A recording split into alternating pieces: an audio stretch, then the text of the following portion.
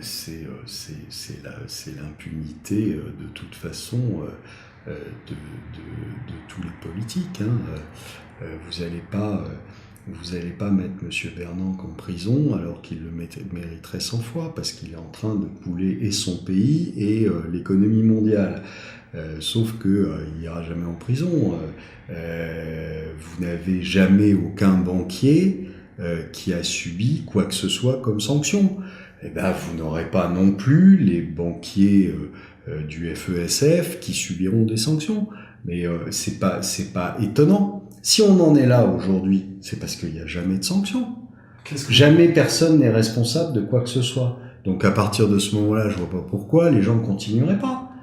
Aujourd'hui, vous avez vu un banquier qui s'est retrouvé en tôle parce qu'il avait perdu des milliards? Vous avez vu un banquier qui s'est retrouvé en tôle avec le scandale du Libor? Non, jamais. Donc pourquoi voulez-vous qu'il s'arrête? Aujourd'hui, vous voyez quoi? Vous avez eu une alerte quand même monstrueuse en 2008. On a failli tous sauter en 2008 avec les bêtises des banquiers. Alors on aurait pu se dire, bon, dans un monde à peu près normal, ces gens-là, ils ont quand même eu très très chaud aux fesses, ils vont essayer de réguler un peu plus, ils vont essayer de prendre moins de risques, etc. Pas du tout, pas du tout. Vous regardez les bilans des banques, pour la plupart, ils ont augmenté. La BNP nous dit que ils ont bien baissé leur bilan. Ouais, ils l'ont baissé ils avaient un bilan qui était au-dessus de 2000 milliards et maintenant il est à 1930, je crois. Gros effort. Et puis pendant ce temps-là, les positions à terme hors bilan de la BNP sont passées de 46 000 milliards à 48 000 milliards d'euros. Franchement, je vois pas. Moi, j'ai quand même du mal à voir une diminution du risque là-dedans.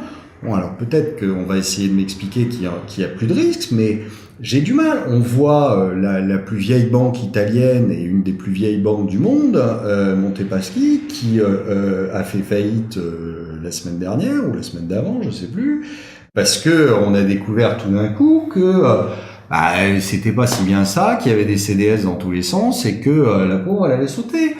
Alors qu'on vienne pas nous raconter aujourd'hui que le risque a diminué, que les banques maintenant maîtrisent les choses, etc. Elles maîtrisent rien du tout et le risque il a absolument pas diminué.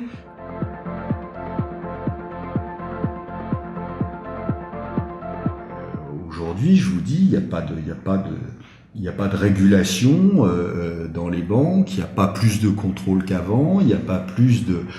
On vous jette de la poudre aux yeux en vous disant ça y est, maintenant on a organisé des choses, etc. On vous parle beaucoup de Bâle 3 parce que ça va mettre un petit peu plus de fonds propres. Mais le problème c'est pas mettre 1 ou 2% de fonds propres supplémentaires. Quand on voit les positions, je vous ai dit 48 000 milliards, c'est pas parce que vous allez rajouter 1% de plus de ratio Tier 1 que ça va sauver les choses. Et tout le reste découle de ça aussi, c'est-à-dire qu'il y a absolument aucun contrôle. On vous balade.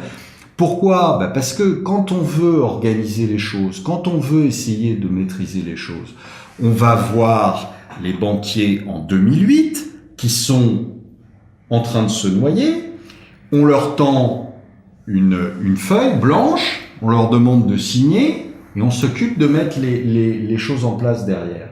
Qu'est-ce qu'on a fait? On n'a pas fait ça du tout. On les a sortis de l'eau, on les a séchés, on leur a donné du pognon gratuit en leur disant continuez à jouer avec, d'accord? Donc on les a remplumés et après on leur dit écoutez les gars, si ça vous dérange pas trop, est-ce qu'on pourrait s'organiser pour faire une séparation entre les activités bancaires et les activités de marché? Qu'est-ce qu'il vous répond le banquier? Il vous répond va te faire voir. Voilà, avec un grand sourire, en disant en plus, si tu m'embêtes, je ne prête plus à l'économie. Il prête pas, de toute façon. Mais il l'a fait croire aux autorités politiques qui disent ah ben non, mon Dieu, non, faites pas ça, s'il vous plaît, continuez à prêter à l'économie. Ok. Bon, alors tu remballes ta loi à la con, là, et puis nous, on continue nos petites affaires bien tranquilles. Voilà, c'est comme ça que ça se passe. Et donc, vous n'avez absolument aucune loi aujourd'hui qui soit une vraie loi, qui organise les choses et qui, en effet, fasse en sorte d'éviter que les choses comme 2008 se reproduisent. Parce qu'aujourd'hui, elles sont parfaitement capables de se reproduire et de se reproduire de façon plus grave.